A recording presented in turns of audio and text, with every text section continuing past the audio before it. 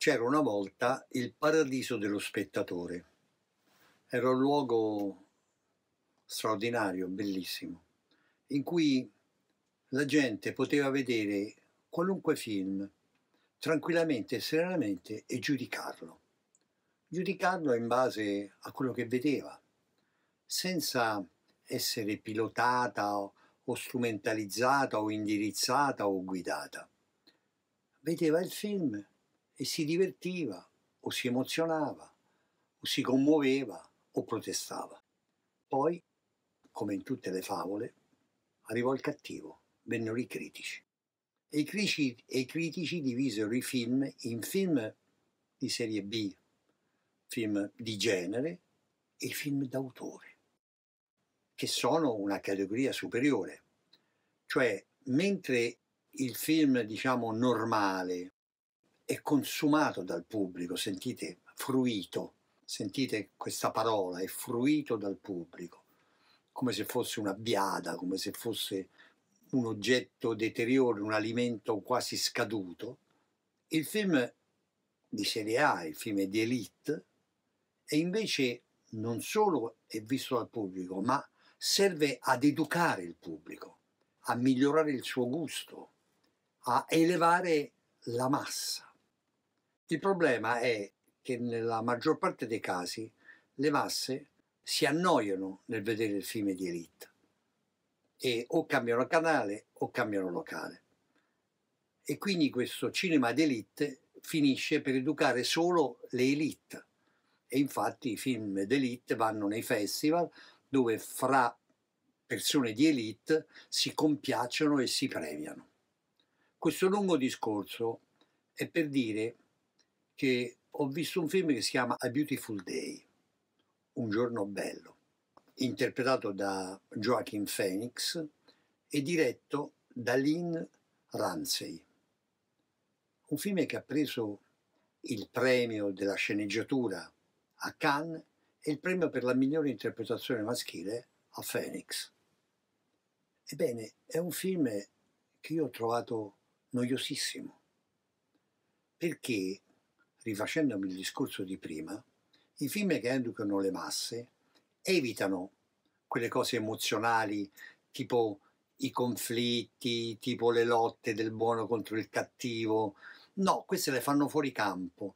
Noi assistiamo soltanto alla linea del racconto principale e la linea di questo racconto è una specie di giustiziere che va in giro a salvare i minori, le minori soprattutto, che sono state rapite e sono state usate in giochi erotici o cose di questo genere. Lui le recupera e uccide i cattivi, cioè i profanatori di questi bambini, gente che merita più o meno questo fatto, cioè più o meno nel senso che il senso di giustizia mi induce a pensare che avrebbero bisogno di un processo, di una cosa vera, ma l'istinto invece mi fa dire che quasi quasi, come fa il protagonista che uccide a martellate, nella parte più bestiale dell'anima, penso che abbia ragione.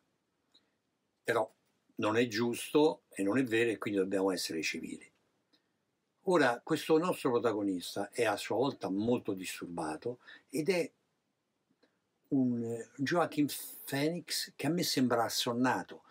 La regista vuol far vedere che è così probabilmente perché a sua volta è stato un bambino abusato, disturbato, plagiato in qualche modo. Ha fatto la guerra e quindi è stato plagiato un'altra volta. E quindi questo suo modo di vagare per la città in questa maniera indolente e torpida rivela probabilmente un torpore dell'animo che però si apre e si slancia nel momento in cui deve salvare qualcuno. Questo fatto, che di per sé stesso è una storia notevole e interessante, per quanto è piena di luoghi comuni, abbiamo visto decine di film di questo tipo, viene risolta, essendo un film d'élite, viene risolta con una lentezza esasperante, con alcune trovate raffinate, quale quella che non si vede quando il protagonista elimina i cattivi. non si vede perché forse è troppo di maniera, forse è troppo usuale, forse è troppo di cinema di genere. Il nostro protagonista è un personaggio di grande suggestione e spessore perché è pietoso con la mamma, che è chiaramente una mamma con l'Alzheimer, con qualcosa di simile, cioè una povera vecchietta che sopravvive e che lui cura amorevolmente. Quindi questa cura per la mamma diventa quello che in cinema si chiama un materiale plastico per far capire la dolcezza e la tenerezza del suo animo, a meno nei momenti in cui prende a martellate la gente.